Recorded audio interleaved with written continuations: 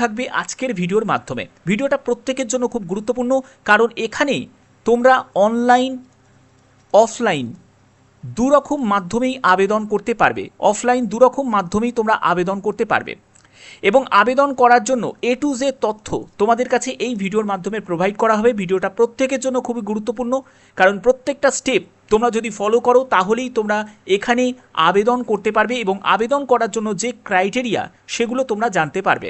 ভিডিওটা প্রত্যেকের জন্য খুব ইম্পর্টেন্ট, অবশ্যই বলবো শেষ পর্যন্ত দেখবে। আর এরকমই গুরুত্বপূর্ণ আপডেট পাওয়ার জন্য অবশ্যই চ্যানেলটিকে সাবস্ক্রাইব করে বেল আইকনটাকে অল করে রাখবে, যাতে তোমাদের কাছে নতুন নতুন আপডেটগুলো প্রোভাইড করতে পারি। ওকে, আচ্ছা, তো প্রথমে বলে দিই যে এলিজিবিলিটি ক্রাইটেরিয়া কি প্রয়োজন। দেখো, যুবসাথীর জন্য যারা তোমরা অ্যাপ্লাই করেছো, এবার তোমরা যারা যুবশক্তির জন্য অ্যাপ্লাই করবে তাদের জন্য কি কি দরকার। দেখো, প্রথমত হচ্ছে যারা ওয়েস্ট বেঙ্গলের স্থায়ী বাসিন্দা তারাই আবেদন করতে পারবে এবং you must be an Indian citizen, ভারতীয় নাগরিক হতে হবে। Unemployed at the time of application, অর্থাৎ অ্যাপ্লিকেশনের ডেট থেকে তুমি আনএমপ্লয়েড যদি থাকো তারাই আবেদন করতে পারবে, অর্থাৎ বেকার যুবক যুবতীরা আবেদন করতে পারবে। এজ লিমিটের ব্যাপারটাই বলে রাখি যে কোনো এক্স্যাক্ট কোনো রেঞ্জ কিন্তু নেই। পরবর্তী দেখো, তোমাদের ব্যাঙ্ক অ্যাকাউন্ট লিঙ্ক করা থাকতে হবে আধার কার্ডের সঙ্গে, এটা কিন্তু খুব ইম্পর্টেন্ট, কারণ তোমরা যুবসাথীর জন্য যখন অ্যাপ্লাই করেছিলে তখনও যেরকম ছিল তোমাদের ব্যাঙ্ক অ্যাকাউন্টের সঙ্গে আধার লিঙ্ক করা, এখানেও কিন্তু সেই ব্যাপারটা থাকবে। এবার দেখো, পরবর্তী পয়েন্টটা কিন্তু খুব ইম্পর্টেন্ট, ভালো করে বোঝো। Once you find a job, অর্থাৎ তুমি যদি চাকরি পেয়ে যাও তাহলে কিন্তু আর মান্থলি 3,000 টাকা যে সরকারি যে প্রকল্পের যে ফেসিলিটি সেটা কিন্তু আর পাবে না, মানে স্টপ হয়ে যাবে। তার কারণ হচ্ছে যে এটা যেহেতু বেকার যুবক যুবতীদের জন্য, মানে একটা খরচ চালানোর জন্য দেয়া হচ্ছে, তোমার চাকরি হয়ে গেলে তোমাকে কিন্তু এই সুযোগটা আর তুমি কিন্তু পাবে না, ঠিক আছে। যেটা যুবসাথীর ব্যাপারে ছিল 5 বছরের ছিল, এটা কিন্তু তোমার যতদিন না তুমি চাকরি পাচ্ছ ততদিন তোমাকে এই ফেসিলিটি প্রোভাইড করা হবে। ওকে, আচ্ছা, পরবর্তী আমরা চলে যাচ্ছি। পরবর্তী দেখো, এখানে অ্যাপ্লাই প্রসেস। দেখো, তোমাদের প্রথমে বলে রাখি অনলাইন আর অফলাইন দুরকম মাধ্যমেই আবেদন করা যাবে। যেহেতু যুবসাথীর জন্য যারা আবেদন করেছিলে তাদের যে ডেটা অনুযায়ী সেটা যদি হয় তাহলে সেক্ষেত্রে তোমাদের নতুন করে হয়তো এনরোলমেন্ট করতে হবে, কিন্তু যে ডিটেলস যে ফর্ম ফিল আপ সেটা হয়তো নাও করতে হতে পারে, কারণ শুধু প্রকল্পের নামটা পরিবর্তন হয়ে যাবে, কিছু ক্রাইটেরিয়া থাকবে সেগুলোও হয়তো কিছু পরিবর্তন হবে এবং যে টাকার অ্যামাউন্ট সেটাও তোমাদের পরিবর্তন হচ্ছে, কারণ যুবসাথীতে 1500 টাকা ছিল, এখানে 3000, ঠিক আছে। আচ্ছা, আমরা পরবর্তী দেখে নিই এখানে আর কি কি বলা হয়েছে। দেখো, এখানে প্রথমে বলে রাখি যে তোমরা দুরকম মাধ্যমে আবেদন করতে পারবে, অনলাইন বলো বা অফলাইন। এখানে বলছে যে first applicant may need to visit official website, official ওয়েবসাইটে তোমাকে ভিজিট করতে হবে। They will be required to enrol utilizing the versatile number, অর্থাৎ তোমাকে প্রথমে তোমার যে নাম্বার দিয়ে তুমি প্রথমে একটা এনরোল করলে, তারপরে বলছে আফটার এনরোলমেন্ট, যখন তোমার এনরোলমেন্ট হয়ে গেল তুমি অ্যাপ্লিকেশন ফর্মটা তুমি ওপেন হয়ে যাবে, এটা অনলাইন মাধ্যম তোমাদের বলছি। তারপরে applicants must fill all details carefully, অর্থাৎ তোমার যে সম্পূর্ণ ডিটেলসটা ফর্ম ফিল আপ যখন তুমি করবে, ফর্ম ফিল আপে তোমার সম্পূর্ণ ডিটেলসটা, তোমার ঠিকানা থেকে শুরু করে তোমার নাম, তোমার বাবার নাম, প্রত্যেকটি তথ্য একদম জেনুইনলিভাবে তোমাদের ডেটা মিলিয়ে মিলিয়ে কিন্তু ফিল আপ করতে হবে। এরপরে পার্সোনাল ডিটেলস, ব্যাঙ্ক ডিটেলস এবং অ্যাড্রেসে সম্পূর্ণ কারেক্টভাবে ফিল আপ করতে হবে। After filling the form the documents must be uploaded, কিছু ডকুমেন্টস থাকবে যেগুলো আমি পরবর্তী জায়গায় বলছি কী কী ডকুমেন্টস তোমাদের নিড রয়েছে। তারপরে তোমরা ফাইনালি ফর্মটা সাবমিট করতে পারবে। এটা গেল হচ্ছে অনলাইন মাধ্যম, ঠিক আছে। এবার যারা তোমরা অফলাইন মাধ্যমে জমা করবে সেখানে কি থাকবে। Offline process applicants May visit local camp or offices, তোমরা জানো যুবসাথীর ব্যাপারে যেরকম বিভিন্ন ব্লকে ব্লকে যেরকম তোমরা ফর্ম কালেক্ট করছিলে, তারপরে ফর্মটাকে ফিল আপ করে সেখানে জমা দিচ্ছিলে, এখানেও কিন্তু সেরকমই ব্যাপারটা হবে। বিভিন্ন জায়গায় ক্যাম্প বসবে এবং ক্যাম্প কবে কোন নাগাদ বসবে এর কি আপডেট থাকবে সেগুলোর জন্য তোমাদের কি করতে হবে, চ্যানেলটিকে সাবস্ক্রাইব করে রাখতে হবে, কারণ এই চ্যানেল একমাত্র তোমাদের জন্য অথেন্টিক জেনুইন যে ইনফরমেশনগুলো সেগুলো প্রোভাইড করে থাকে। পরবর্তী হচ্ছে দে ক্যান কালেক্ট দ্য যুবশক্তি ফর্ম, ঠিক আছে, তোমরা যুবশক্তি ফর্ম কালেক্ট করতে পারবে এবং প্রয়োজনীয় যাবতীয় ডকুমেন্টসগুলোকে সেলফ অ্যাটেস্টেড করে তোমরা জমা দিতে পারবে, সেই ক্যাম্পেই তোমরা জমা দিতে পারবে, ঠিক আছে। তো বোঝা গেল।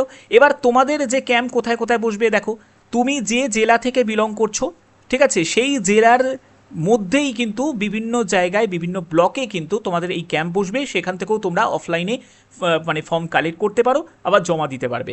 এবার দেখো, যদি তোমাদের যুবসাথীর জন্য যারা আবেদন করেছিলে, যুবসাথীর জন্য যারা আবেদন করেছিল সেই ডেটা অনুযায়ী যদি ব্যাপারটা হয়, তাহলে কিন্তু এতটা কিন্তু প্রবলেম হবে না, কারণ খুব ইজিলিভাবে ব্যাপারটা হয়ে যাবে এবং শুধু প্রকল্পের নামটা চেঞ্জ হয়ে যাবে।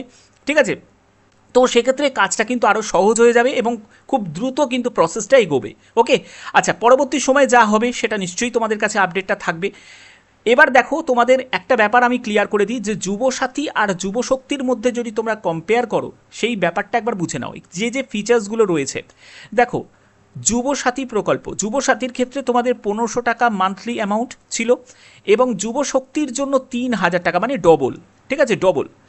এবার হচ্ছে হু ক্যান অ্যাপ্লাই, কারা আবেদন করতে পারবে, যেটা যুবসাথীর জন্য ছিল 21 থেকে 40 বছর আর ক্লাস 10 পাস। কিন্তু এখানে যেটা বলা হচ্ছে, যুবশক্তির জন্য আনএমপ্লয়েড ইউথ, অর্থাৎ তুমি যদি একজন বেকার যুবক যুবতী যদি থাকো, তুমি যদি কোনো চাকরি যদি না করো, মানে সরকারি চাকরি বা করে যদি না করো, ব্যবসা ক্ষেত্রে কোনো সমস্যা খুব একটা বেশি হবে না, তাহলে কিন্তু তুমি অ্যাপ্লাই করতে পারবে। এজের ব্যাপারটা কিন্তু কোনো লিমিটেশন এখানে কিন্তু প্রোভাইড করেনি, যদি দেয় তো নিশ্চয়ই আপডেটটা দিয়ে দেবো।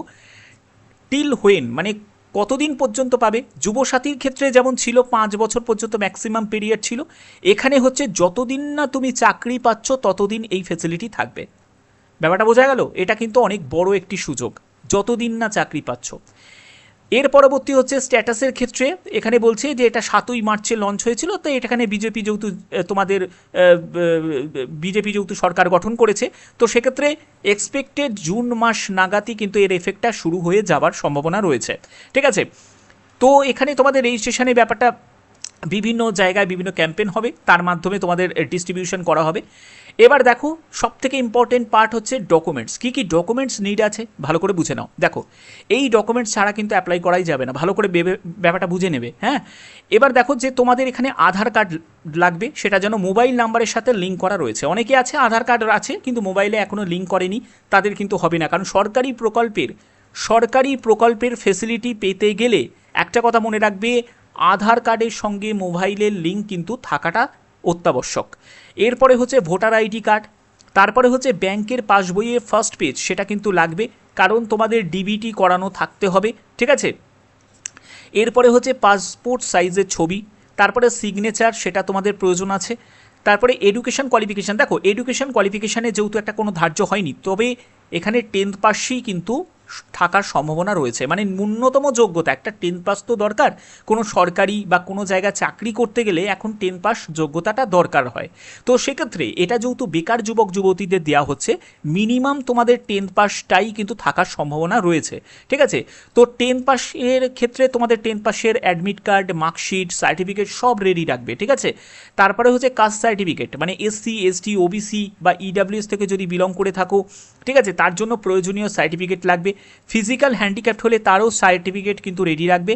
অ্যাক্টিভ মোবাইল নাম্বার, অবশ্যই তোমাদের ওটিপি ভেরিফিকেশান হবে, সেটাও কিন্তু প্রয়োজন আছে। ওকে, আচ্ছা, এবার হচ্ছে যে আবেদন কবে থেকে শুরু হবে। দেখো, তোমাদের জুন মাস থেকেই কিন্তু সবথেকে মেন পসিবিলিটি রয়েছে আবেদন শুরু হওয়ার। ঠিক আছে, এবং এখানে যদি পুরনো ডেটা অনুযায়ী, আবার বলছি, যুবসাথীর যদি তোমাদের পুরনো ডেটা অনুযায়ী ব্যাপারটা হয়, তাহলে কিন্তু অনেক ইজি হবে, খুব তাড়াতাড়ি কিন্তু প্রসেসটা এগোবে। আর যদি তোমাদের নতুনভাবে হয়, অ্যাপ্লিকেশন হয়, ঠিক আছে, বা এনরোল করতে হয়, তাহলে কিন্তু একটু সময় লাগবে। ঠিক আছে, প্রসেসগুলো কমপ্লিট করতে, কিন্তু জুন মাস থেকেই কিন্তু এক্সপেক্টেড তোমাদের শুরু হয়ে যাওয়ার সম্ভাবনা। ঠিক আছে, তো এখানে তোমাদের যে সব সম্ভাবনা, যে নিয়মাবলী যেগুলো আমি তোমাদের বললাম, সেগুলো কিন্তু সরকারিভাবে চূড়ান্তভাবে পরবর্তী সময় কিন্তু ঘোষণা করা হবে। তবে যেগুলো থাকবে এগুলো কিন্তু সম্পূর্ণ তোমাদের কাছে ক্লিয়ার করলাম। আশা করি ভিডিওর মাধ্যমে প্রত্যেকটি তথ্য তোমাদের কাছে তুলে ধরতে পেরেছি। ভিডিওটা প্রত্যেকের জন্য খুবই ইম্পর্টেন্ট, বেশি করে শেয়ার করো যাতে প্রত্যেকে এই ইনফরমেশনটা পায়, কারণ তোমরা অনেকেই কমেন্ট করছিলে যে স্যার যুবশক্তির ব্যাপারে কি আপডেট রয়েছে, সেই আপডেটটা দিন। তো সেই আপডেটটাই তোমাদের কাছে আমি প্রোভাইড করলাম। ঠিক আছে, তো যদি ভিডিওটা ভালো লাগে একটি চ্যানেলে লাইক করে রাখবে, চ্যানেলটিকে সাবস্ক্রাইব করে রাখবে, বেল আইকনটাকে অল করে রাখবে। এখনের মতো এইটুকুই, টাটা।